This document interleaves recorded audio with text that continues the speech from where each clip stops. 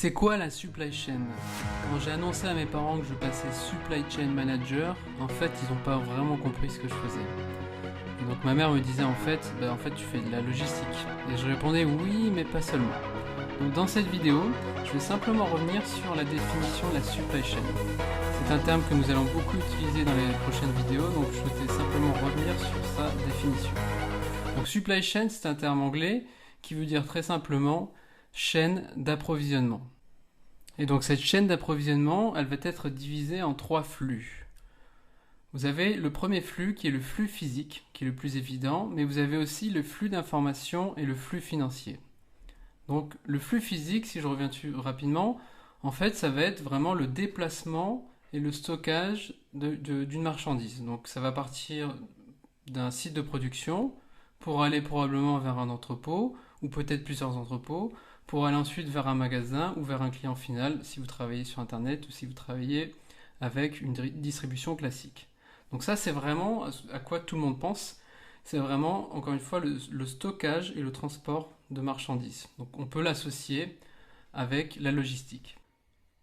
Le deuxième flux que l'on va retrouver, c'est le flux d'information. Donc le flux d'information, si je dois le résumer, c'est un peu le cerveau qui va faire fonctionner le flux physique. Donc dedans, on va retrouver énormément d'informations.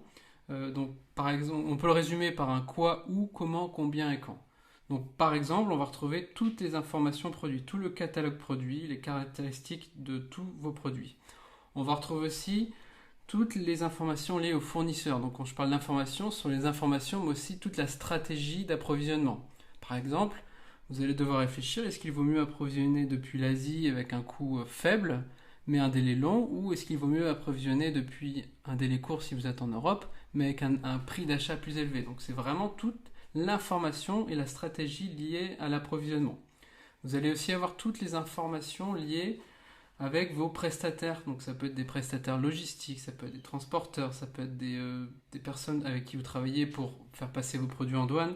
Donc vraiment toutes les informations, c'est un peu comme une énorme base de données, sachant que généralement vous en avez plusieurs, et ça serait bien d'en avoir une d'ailleurs, mais c'est vraiment toutes les informations liées à votre chaîne d'approvisionnement.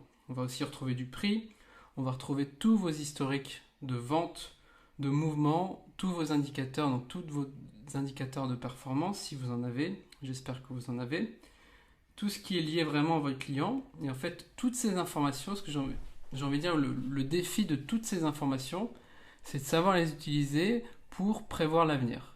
Et en fait, l'un des défis, je vais en reparler tout à l'heure, mais ça va être vraiment d'utiliser ces informations pour prévoir ce qu'il va se passer. Parce que si vous savez exactement ce qu'il va se passer dans le futur, finalement, la supply chain, c'est assez simple.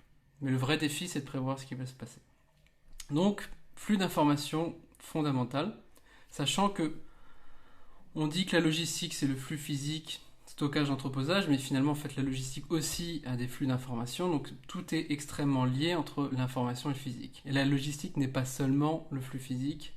Par exemple, dans un entrepôt, pour savoir comment vous allez prélever vos produits, pour optimiser toute votre logique de mouvement dans un entrepôt, vous avez besoin d'énormément d'informations pour optimiser tous ces flux. Donc, tout est extrêmement lié. Le dernier flux, ça va être le flux financier. Donc on pourrait dire que le flux financier est aussi une information, mais en fait, le flux d'argent est vraiment une stratégie d'approvisionnement à part entière. Et donc en fait, généralement, on la dissocie surtout dans les très grosses entreprises où vous allez gérer des multi-devises, donc différentes devises. Un petit clin d'œil, aujourd'hui, je fais cette vidéo, là, le Bitcoin n'est pas encore une monnaie officielle. Peut-être qu'elle le sera, peut-être qu'elle disparaîtra. Mais en fait, la stratégie de comment vous allez faire déplacer l'argent autour de vos fournisseurs et dans votre entreprise est vraiment un flux à part entière. Donc on se retrouve avec ces 3 flux, flux physique, flux d'information et flux financier. Donc le défi de cette supply chain, c'est de gérer ces 3 flux. En termes d'organisation, généralement, donc moi, je peux vous donner mon exemple, en tant que supply chain directeur, je vais animer un manager logistique qui va s'occuper vraiment de la partie flux physique. Je vais animer une personne qu'on va appeler en anglais souvent le demand planning, donc une équipe qui va s'occuper de la prévision et de la planification de la chaîne d'approvisionnement, donc extrêmement liée à la partie approvisionnement et surtout à la partie prévision, donc responsable de la prévision. Et enfin, je vais animer une personne qui va s'occuper de la partie informatique et financière, sachant qu'il y a toujours un département financier à côté, mais vraiment cette équipe va vraiment s'occuper de la partie flux informatique et flux financier autour de ça. Et donc les défis de la supply chain, il y en a plein, mais j'ai envie de les résumer simplement à cette phrase qui est très simple, qui est de rendre accessibles ces produits au bon moment, au bon endroit et au meilleur prix. Et donc le meilleur prix, le défi du meilleur prix, ce n'est pas simplement d'acheter le moins cher possible, mais c'est vraiment d'avoir une supply chain la plus efficace possible. Et donc pour ça, il va falloir vraiment trouver l'équilibre entre la satisfaction client et la rentabilité de votre entreprise. Par exemple, vous ne pouvez pas avoir un stock infini de produits juste pour satisfaire vos clients. Il va falloir être le plus précis possible et avoir une qualité de prévision la meilleure possible pour pouvoir optimiser votre stock. Vous n'allez pas non plus pouvoir livrer tous vos clients en moins de 5 heures. Ce n'est pas rentable pour tout le monde et donc il va falloir encore une fois trouver cet équilibre entre ce qu'attendent vos clients et ce qui est rentable pour votre entreprise.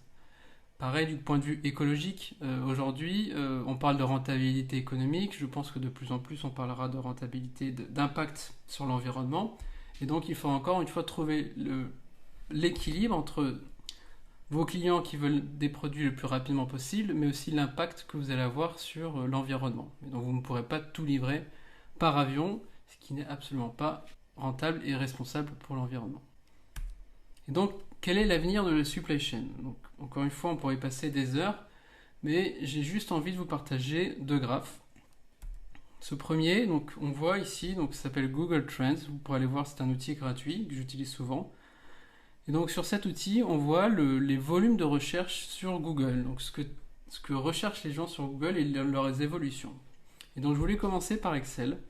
Pourquoi Excel? Parce qu'en supply chain ou en gestion de stock ou en approvisionnement, j'ai envie de dire que 95 ou 98% des entreprises travaillent encore sur Excel. Et on voit que cette tendance est assez stable. Donc j'imagine que ça va parler à tout le monde. Même si vous avez un outil, un ERP, à la fin, on finit toujours sur Excel. Le second graphe que je vais vous montrer, c'est sur ces mots. Donc ce sont des mots anglais, Big Data, Machine Learning, Data Science, Deep Learning, mais qui sont tous autour du même domaine qui est vraiment la gestion de la donnée. Et donc on voit que depuis quelques années, on a vraiment une explosion du volume de recherche sur Google, mais aussi on a une explosion du traitement des données. Et donc autour de ça, on a vraiment des défis qui sont le stockage des données et la collecte des données, l'analyse des données, les outils qu'on va utiliser pour traiter ces données, et aussi la gestion des talents qui vont être capables de gérer ces données. Et ces données vont être fondamentales pour optimiser et pour améliorer la qualité de vos prévisions et toute la rentabilité de votre supply chain. Et donc aujourd'hui, on a encore 98% des entreprises qui travaillent sur Excel avec une gestion qui est extrêmement basique. Et on est en train d'avoir un fossé qui est en train de se creuser entre les entreprises qui passent dans un mode qui est beaucoup plus tourné autour de l'intelligence, autour des données. Et j'ai envie de dire, si on a vraiment un défi sur ces prochaines années, c'est de réussir à passer d'une gestion traditionnelle à une gestion intelligente de votre supply chain autour des données. Donc si vous devez un jour vous reconvertir ou si vous devez vraiment investir votre temps, passez-le vraiment sur les données. Je peux vous assurer que c'est vraiment un domaine qui est en train d'exploser. Amazon est la première entreprise à investir dedans et vous allez voir qu'Amazon est en train de rendre accessible à tous cette gestion, ce qu'on appelle le machine learning notamment, ou le deep learning, qui va permettre vraiment d'améliorer considérablement son efficacité et sa façon de prévoir l'avenir. Voilà, donc en conclusion, l'avenir de la supply chain passera par le traitement et l'intelligence autour des données. J'aurai l'occasion d'en reparler dans des prochaines vidéos.